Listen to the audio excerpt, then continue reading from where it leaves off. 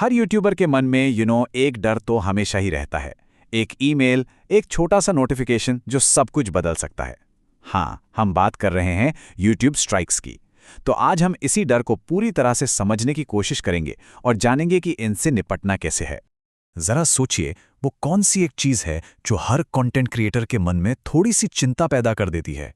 शायद यही कि इतनी मेहनत से जो चैनल बनाया है, कहीं उस पे कोई मुश्किल ना आ जाए। और वो मुश्किल है चैनल पर स्ट्राइक मिलना। लेकिन घबराने की कोई बात नहीं है। आज हम इसी पूरी पहेली को सुलझाने वाले हैं, एकदम आसान और सीधे सीधे शब्दों में।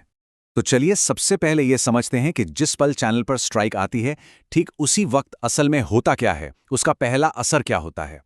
देखिए, आपको फौरन एक ईमेल और एक नोटिफिकेशन मिलेगा। साथ ही आपके YouTube स्टूडियो डैशबोर्ड पर एक वार्निंग भी दिखने लगेगी।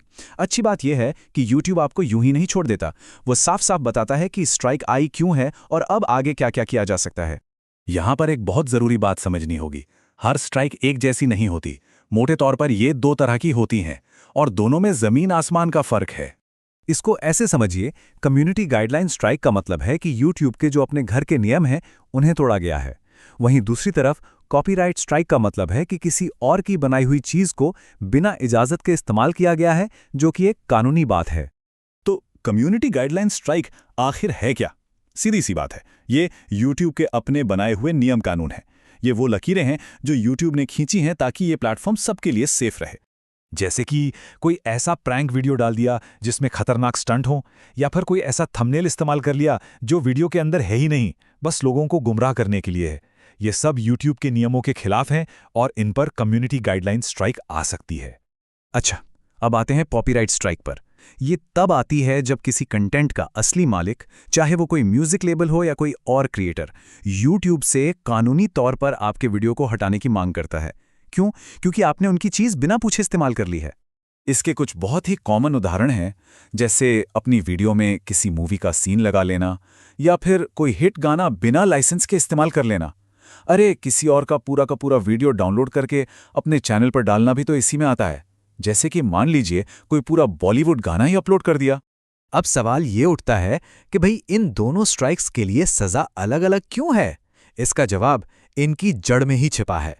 देखिए, कम्युनिटी गाइडलाइंस YouTube का अपना अंदरूनी मामला है, उनके घर का नियम।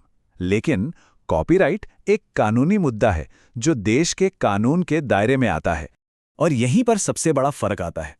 जब कोई पहली बार कम्युनिटी गाइडलाइन तोड़ता है तो YouTube आमतौर पर सिर्फ एक वार्निंग देता है, स्ट्राइक नहीं देता। उनका मकसद होता है सिखाना। लेकिन कॉपीराइट के मामले में कोई वार्निंग नहीं मिलती। पहली गलती पर ही सीधी स्ट्राइक लगती है। क्यों? क्योंकि ये एक कानूनी उल्लंघन है।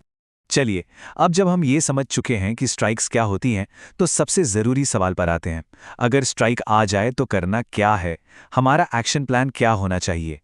अगर कम्युनिटी गाइडलाइन स्ट्राइक आई है, तो सबसे पहला काम है उस नियम को ठीक से पढ़ना जिसे तोड़ा गया है, और पक्का कर लेना है कि वो गलती दोबारा ना हो। और हाँ, अगर पूरा यकीन है कि ये YouTube की तरफ से कोई गलती हुई है, तो अपील करने का ऑप्शन भी खोला है। कॉपीराइट स्ट्राइक से निपटने के 3 रास्ते हैं। पहला, आप 90 दिन इंतजार कर सकते हैं। स्ट्राइक चैनल पर दिखेगी, लेकिन 90 दिन बाद अपने आप हट जाएगी। बस YouTube का एक छोटा सा कॉपीराइट स्कूल का कोर्स पूरा करना होगा। दूसरा ऑप्शन है कि जिसने स्ट्राइक दी है उनसे सीधे संपर्क किया जाए और रिक्वेस्ट की जाए कि वो अपनी कंप्लेंट वापस ले लें। और तीसरा, अगर पूरा भरोसा है कि कंटेंट का इस्तेमाल बिल्कुल सही है, मतलब फेयर यूज के दायरे में आता है, तो एक कानूनी काउंटर नोटिफिकेशन भी फाइल किया जा सकता है। यहीं पर एक और बहुत बड़ा कंफ्यूजन है जिसे दूर करना बहुत ज़रूरी है। हर कॉपीराइट नोटिस एक स्ट्राइक नहीं होता। एक और चीज़ होती है जिसे हम क्लेम कहते हैं। कंटेंट आईडी क्लेम असल में YouTube का एक ऑटोमेटिक सिस्टम है। ये सिस्टम खुद ही पहचान लेता है कि आपके वीडियो में किसी और का कॉपीराइटेड सामान इस्तेमाल हुआ है। लेकिन सबसे ज़रूरी बात, ये स्ट्राइक बिल्कुल नहीं है। जब क्लेम आता है तो वीडियो डिलीट नहीं होता, वो YouTube पर बना रहता है। बस होता यह है कि उस वीडियो से जो भी कमाई होगी वो उसके असली मालिक को चली जाएगी। मतलब आपके चैनल की हेल्थ पर कोई नेगेटिव असर नहीं पड़ता। तो चलिए इस पूरी बातचीत को फटाफट समेट लेते हैं। कम्युनिटी स्ट्राइक YouTube का नियम तोड़ने पर आती है और पहली बार में सिर्फ चेतावनी मिलती है। कॉपीराइट स्ट्राइक एक कानूनी मुद्दा है और इसमें सीधी स्ट्राइक मिलती है।